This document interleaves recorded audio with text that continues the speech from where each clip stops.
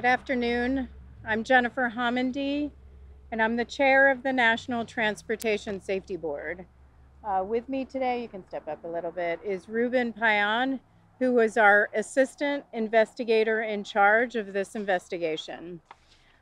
In total, we have a team of 15 here, plus me, so a total of 16, with a number of specialists from mechanical specialists to survival factors that look at crashworthiness and transportation disaster assistance and others. And I'm happy to go into more of our team and questions. If you're not familiar with the National Transportation Safety Board, we're an independent federal agency that's charged by Congress with investigating every civil aviation accident in the United States and significant events in other modes of transportation, including rail and highway crashes. Our mission is to determine what happened, why it happened, to prevent reoccurrence of that incident in the future.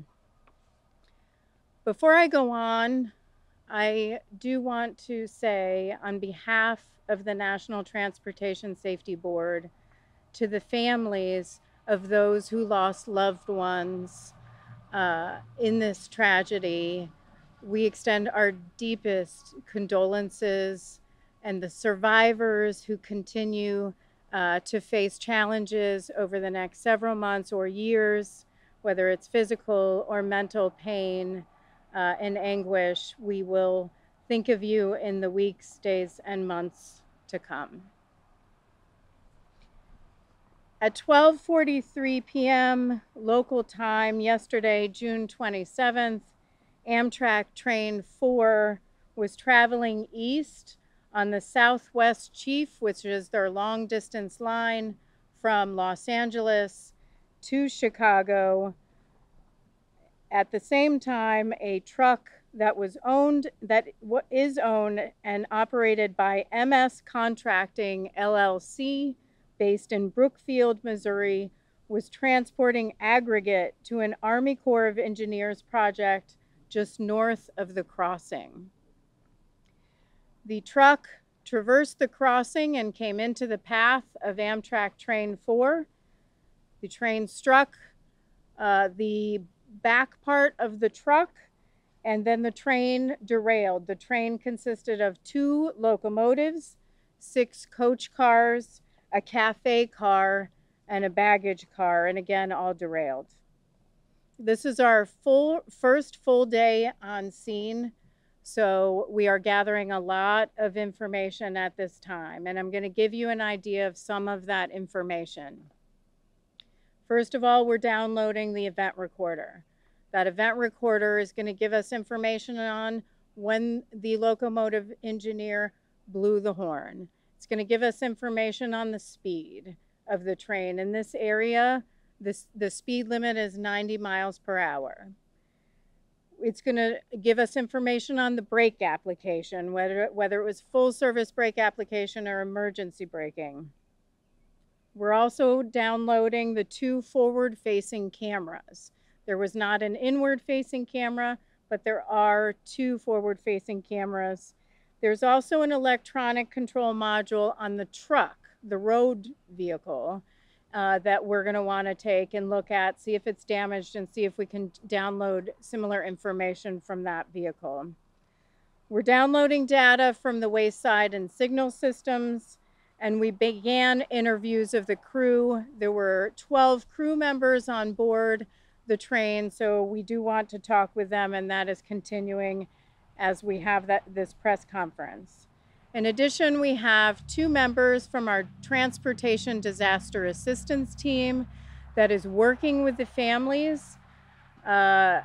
Victims were transported to 10 different hospitals, so our disaster assistance team will go to the hospitals and meet with survivors and families of victims. They will also go to the Family Assistance Center in Columbia and work with the Red Cross. We'll then have an organizational meeting tomorrow morning where we will determine what our next steps are I know I'm going to get questions on the numbers of injuries and the number of fatalities. I've seen and heard a lot of numbers today, and I'm not comfortable with releasing any information unless I'm exact on that information. So I'm going to defer injury and fatality numbers to the medical examiner. I do want to take a moment and thank our safety partners and those who are working with us on this investigation. And those include BNSF Railway, Amtrak, the Federal Railroad Administration, the Missouri Department of Transportation, who I've spoke to today. Patrick McKenna was on scene. The Missouri State Highway Patrol, a number of local emergency responders that came when this tragedy occurred. And of course, as I mentioned, our tremendous partnership with American Red Cross. Thank you for all you do. I also want to take a moment. I have not had an opportunity to speak with the troop leaders, but I understand there were 2 Boy Scout troops with leaders on the train, Boy Scout Troop 73 and 12, based in Appleton, Wisconsin. And I understand that they were providing assistance after the accident. And so I do plan to reach out to those troops and thank them for those efforts. I do want to take a moment and talk about passive grade crossings. So this was a passive grade crossing. There are active crossings and passive crossings. What makes this a passive crossing is there was a stop sign and crossbucks. There were no arms, there were no warning lights, there were no bells. Those are active crossings. In the United States, there are about 130,000 passive crossings. It's about 50% of crossings in the US. In Missouri, there are 3,500 passive crossings. It's about half of their crossings as well. 53% of grade crossing incidents in Missouri occur at passive crossings. And so the NTSB has issued recommendations for a number of years on either closing crossings, consolidating crossings, separating grade crossings, and making grade crossings that are not separated or consolidated active crossings so that there are gates, bells, whistles to provide warning to drivers that approach crossings. In addition, we have recommended since 1998. In 1998, we did a study on passive grade crossings and technology, and we made recommendations on technology in roadway vehicles that could alert drivers of the presence of a train on approach to a grade crossing. We still don't see action on that. It's been 24 years, and that recommendation is still as important today as it was in 1998. Lives could be saved. And so with that, I'm going to take some questions. I do want folks, if you have a question, to raise your hand. I'll call on you. Please state your name and your affiliation. One question. If I have to come around for more rounds, I will do that. Jackson with Fox 4 News in Kansas City. Are you guys aware of the complaints that people in the city and the commissioners had about this particular crossing going all the way back to 2019? The question is the NTSB aware of complaints about this crossing going back since to 2019? We will be aware.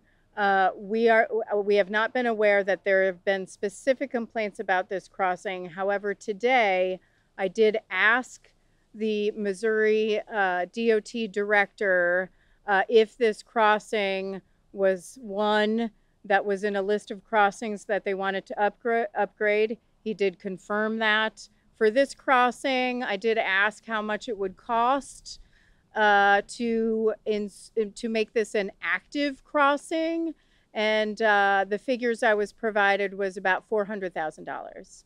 But that is more information that we are going to seek from the state and others. Pete. How upset are you, Chair Homendy, that these recommendations were out there, crossing and then did nothing? What's the emotion like there for you that these neighbors share, that they wish something was done earlier? They know it was a problem. Yeah, great question. The question is, what are my emotions on this?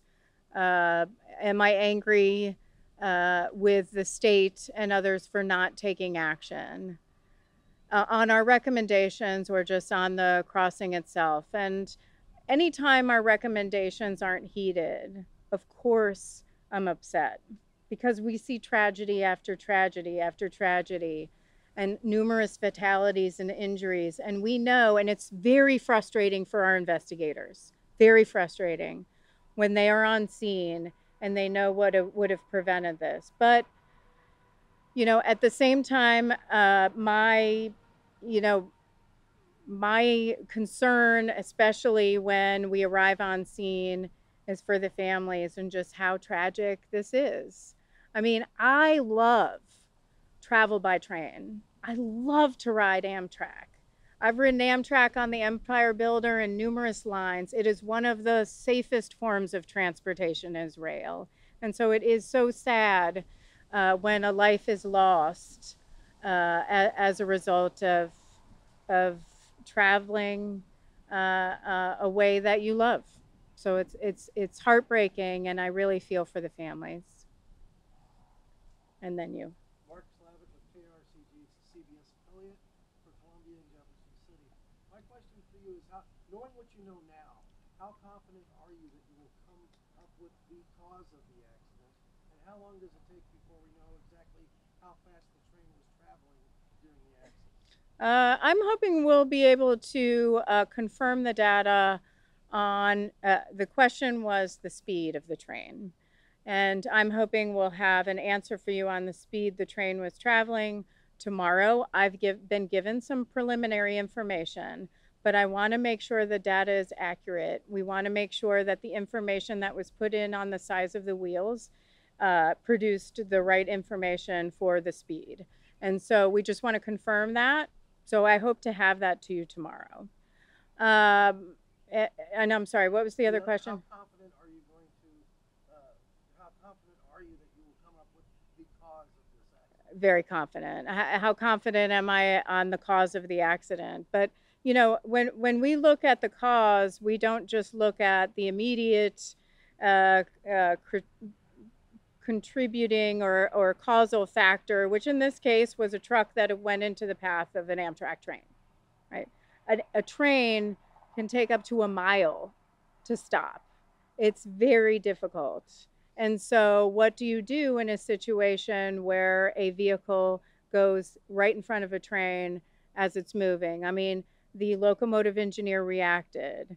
And so, but there are other contributing factors in any accident that we will look at, including lack of vehicle technology, lack of grade crossing infrastructure, and other things that could prevent a future incident from occurring.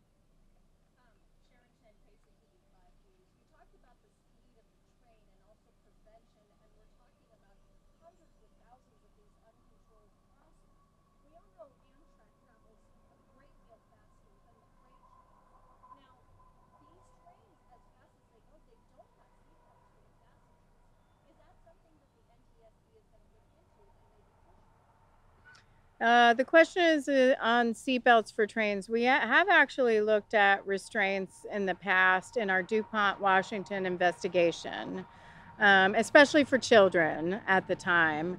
But certainly, we have crash worthiness specialists that are on scene that will look at what occurred in the accident and how someone could survive an accident that would occur in the future. And that will be part of our investigation and what we report on in our final report.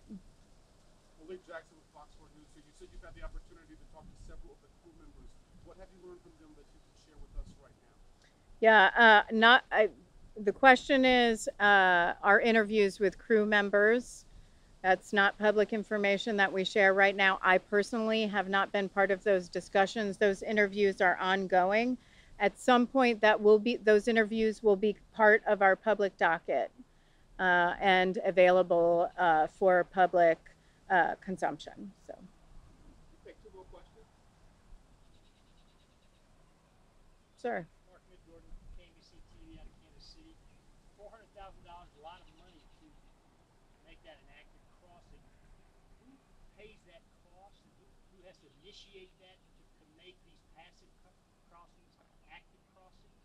Yeah, the question is who is responsible for making this crossing an active crossing? In this case, this is a county road. And so there's a partnership between the county, the state for funding, and frankly, BNSF because it's their railway. And so it really is the three entities working together that would be responsible for installing active warning devices at this crossing. All right, well, thank you very much. Oh, is there one more? Yes, sorry.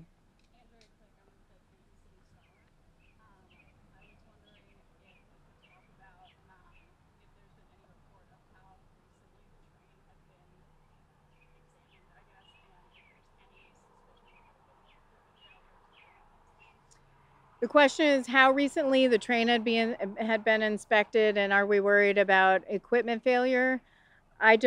We will request that information from Amtrak on the last inspection and what that inspection produced. I do not have concerns about mechanical failure about the train, any mechanical issues with the train. We do not have concerns about track. Our concerns are very focused on this grade crossing, the approach to the grade crossing, and survivability after an accident. All right, well, thank you very much.